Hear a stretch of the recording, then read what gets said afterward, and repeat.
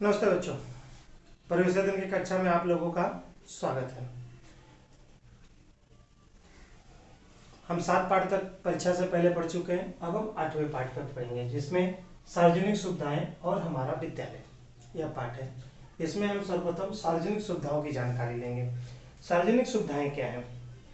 वह सुविधाएं जो समाज के सभी वर्ग के लोग समान रूप से ले सकते हैं, उपयोग कर सकते हैं, जिसमें किसी प्रकार का भेदभाव नहीं होता। ऐसे ऐसी सुविधाओं को सार्वजनिक सुविधाएं कहते हैं, जिसमें साधारण तौर पे विद्यालय है, हमारा खेल का मैदान है, बाजार है। वहाँ पे क्या किसी विशेष वर्ग को जाने की छूट होती है? नहीं, सभी लोग जाते हैं, सभी लोग उसका फायदा उठाते हैं। हर बाजार में हर कोई सौदा खरीदने या सामान खरीदने जाता है।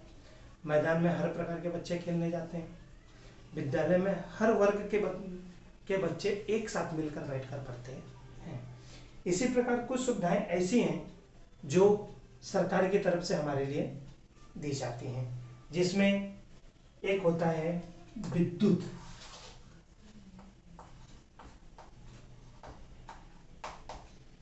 विद्युत आपूर्ति।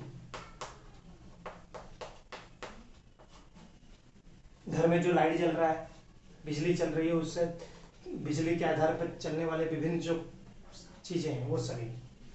फिर है जलापूर्ति। पीने का पानी जो हमारे नल में आता है, जिसका हम उपयोग करते हैं, वो भी एक सार्वजनिक सुविधा है। इसके बाद है स्वास्थ्य सेवा।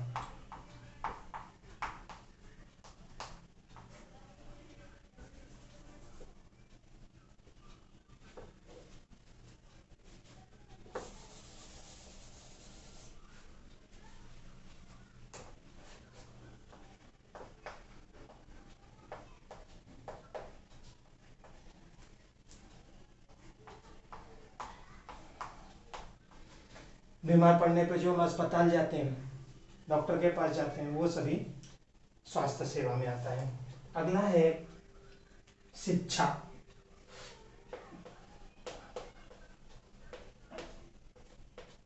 शिक्षा शिक्षा वो सुविधा है जो सरकार अपनी तरफ से प्रदान करती है, और इसमें एक कानून है जिसके आधार पर सामान्य वर्ग के बच्चे 6 से 14 वर्ष तक के सभी बच्चों को शिक्षा पूर्ण करने का पूरा अधिकार है। उसी प्रकार विशेष वर्ग के मतलब जिनमें कुछ जो सामान्य से थोड़े से हटकर हैं, उन बच्चों को 18 वर्ष तक की उम्र तक निःशुल्क शिक्षा प्राप्त करने का पूर्ण अधिकार है। इसके बाद है परिवहन।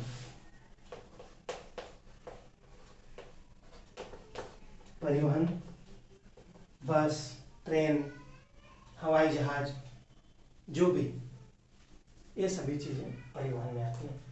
इस प्रकार की सभी सुविधाएं जो है सरकार अपनी तरफ से नागरिकों को प्रदान करती है।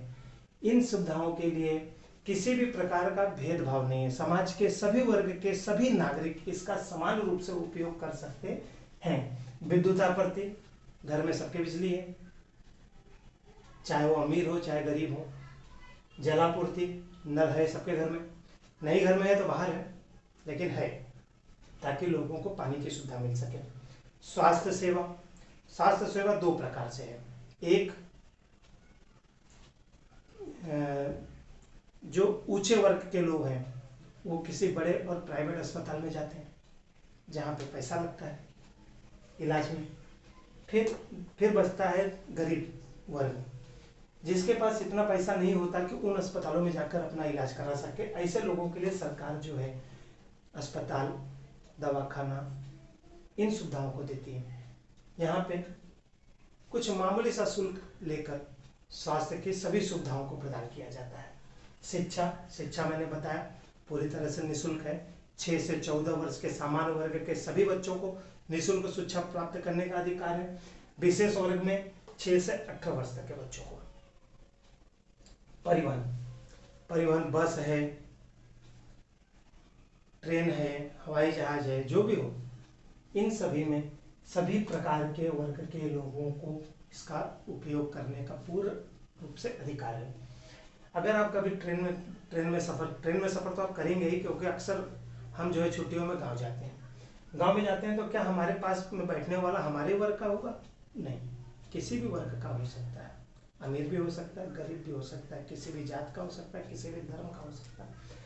तो इन सभी सुविधाओं को सामान्य रूप से, पूर्ण रूप से, पूरी तरह से समाज के सभी नागरिकों का, चाहे वो किसी भी वर्ग के हों, धर्म के हों, जाति के हों, उपयोग करने वाली जो सुविधाएं हैं उन्हें हम सार्वजनिक सुविधाएं कहते हैं।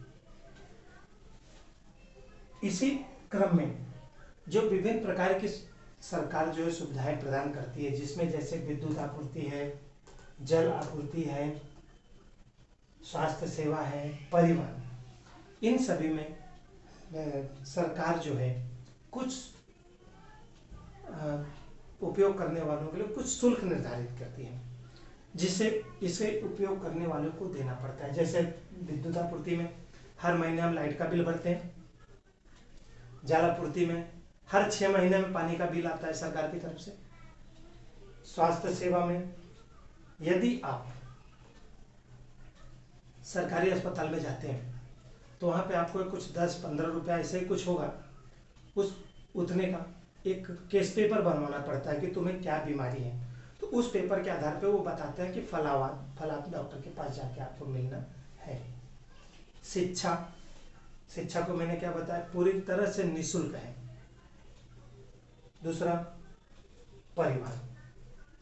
परिवहन हम उपयोग करते हैं बस का, ट्रेन का। तो बस और ट्रेन का जो हम उपयोग करते हैं तो क्या मुफ्त में करते हैं? नहीं, हम टिकट लेते हैं। कितनी दूर से कितनी दूर तक जाना है उसका एक निर्धारित समय है, उसका एक निर्धारित टिकट है, उसे हम देते हैं, उस हमें टिकट मिलता है, फिर हम उसमें यात्रा करते हैं। अब इन सभी सुविधाओं का सरकार कुछ न कुछ शुल्क निर्धारित करती है जो हम देते हैं। ऐसा क्यों? सुविधाएं सरकार दे रही है, फिर भी हमसे शुल्क क्यों लेती है? इसके पीछे का कारण यह है कि इन सभी सुविधाओं का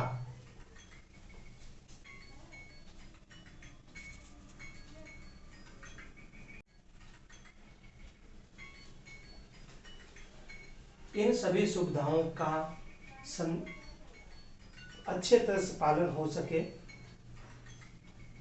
किसी को कोई प्रॉब्लम न हो, कोई तकलीफ न हो, जिससे ये सुविधाएं रुक जाए। यदि हम इन शुल्कों को नहीं देते हैं तो क्या होगा? धीरे धीरे ये सुविधाएं जो है बंद होती चली जाएंगी, क्योंकि ये सुविधाएं सरकार नागरिक को उनके जीवन को आसान बनाने के लिए रखती है। तो जब शुल्क देते हैं तो सरकार इन सुविधाओं को सुचारू रूप से चालू रख सकती है, जो हमारे लिए फायदेमंद होता है। इसलिए इन सभी सुविधाओं का उपयोग करने से पहले उस पर आधारित जो नियम सरकार ने बनाए हैं उसका पूर्ण रूप से पालन करना ये हमारा कर्तव्य बनता है, ताकि ये सुविधाएं हमें मिलती रहें और हमारा जीवन सुखमय रहे। अपने आस पड़ोस में जितनी भी सरकारी सुविधाएं हैं उनकी एक सूची बनाइए। उनको उपयोग में लाने के लिए